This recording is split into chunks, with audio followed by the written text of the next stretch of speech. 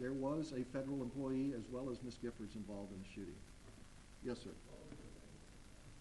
I don't want to comment on that at this point.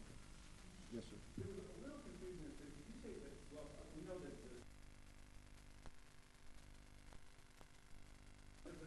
yeah, there's an alcove or a porch, and it was located there. There were a number of flags, the American flag. There was a banner that said Representative Gabrielle Giffords for Congress, those types of things. So there were also posters, flyers, other tables that had material on them out in front. So did the shooter come out of the store, or did he come up from the parking lot? I don't honestly know that answer. I'm only going to take 2 more questions, folks, and then we'll do this again at 6. Yes, sir.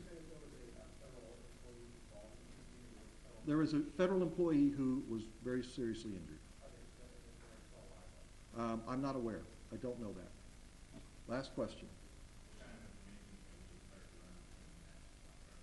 Well, please understand that this is a dynamic event, and it's still evolving, and I wanted to give you a semblance of what we've done so far, what we know has transpired, and what really is releasable. And I'm sure you realize the fact we can't always release all the details, even though we know some of that you want to know from us. The Sheriff, Clarence Dupnick, will be here at 6 o'clock. He will be sitting here with other law enforcement agencies that are involved in this investigation, and we will go over this entire story, and there may be some more information where we learn between now and then. That's only a few hours from now. Okay, thank you very much, folks. Appreciate your patience. I have 3 pieces of information. Peter Ree, a trauma surgeon and head of the University Medical Center Trauma Program.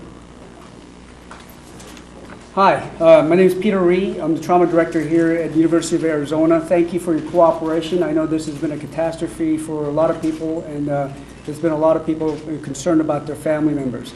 I'll try to give you a brief update, try to avoid giving too much detail so we don't get the information to the families in the wrong order. So far, what we have at this hospital is we have received 10 patients. Of those, 1 died. We have 5 patients in critical conditions, and we currently have 5 patients in the operating room undergoing surgery at the current time period. And the rest of them are stable condition that's without any life-threatening or limb-threatening injuries at this point. And that's all that's all I have in an announcement, and then I'll take a few questions at this point.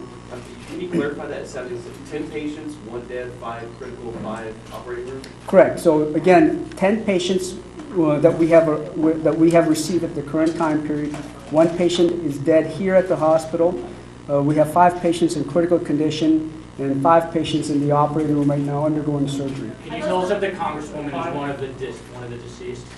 No, the Congresswoman is not deceased. Can you tell us her condition currently? She is in critical condition. The neurosurgeons have finished operating on her, and I can tell you at the current time period I'm very optimistic about recovery.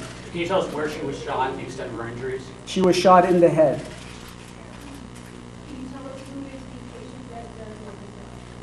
I do not know that specific information at this point. Can you tell us if any children? I can tell you that the person that did die here at the hospital was a young child. Do you know, was she conscious at all? Can you kind of give us an idea of what her condition was like? Which patient? Giffords? Gabrielle Giffords' condition was very optimistic because she was following commands. Was she lucid? She was shot 1 time. Where, sir?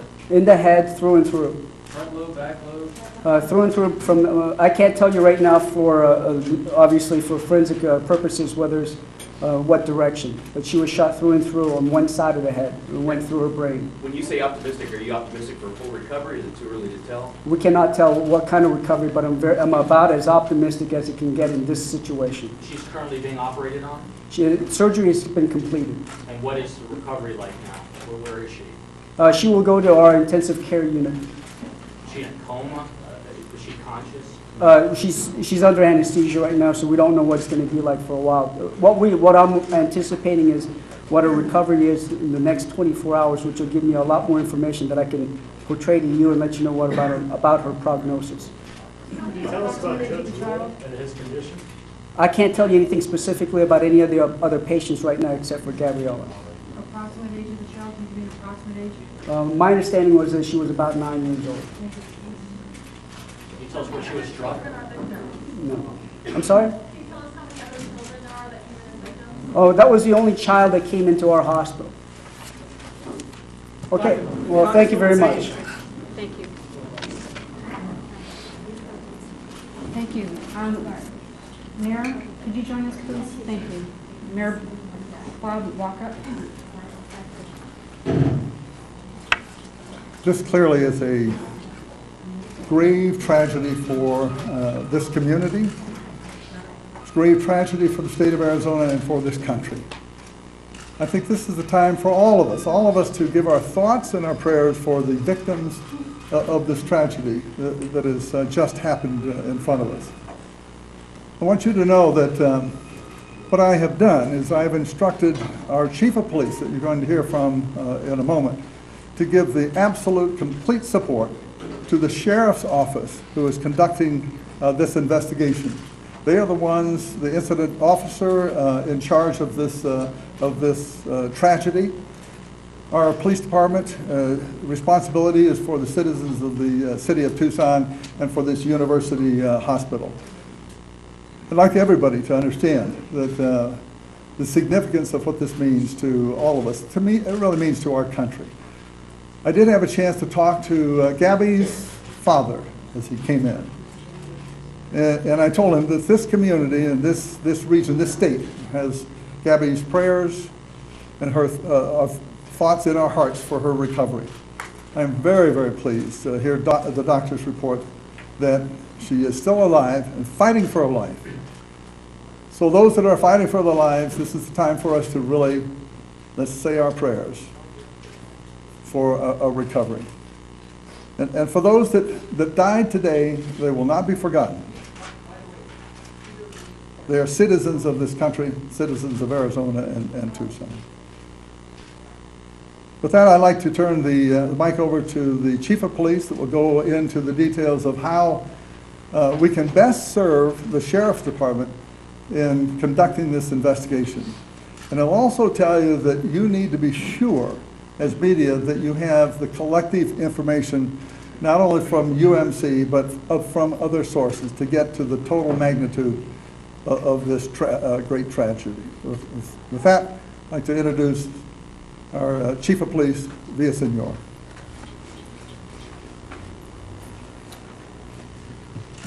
Good afternoon. Unfortunately, I won't have much information I'm able to give to you. As the mayor pointed out, this is an investigation of the Pima County Sheriff's Department. I believe they have already held a press conference giving out details about the investigation. Our role here with the Tucson Police Department and in the city of Tucson is that we have secured the offices and residences of Congresswoman Giffords, as well as other Congress people and members of the House of Representatives. We did that as a precautionary measure. We had no information that there was any threat, but obviously we wanted to take every precaution needed to maintain the safety of all involved. We will assist the Pima County Sheriff's Department in any capacity that they need from us.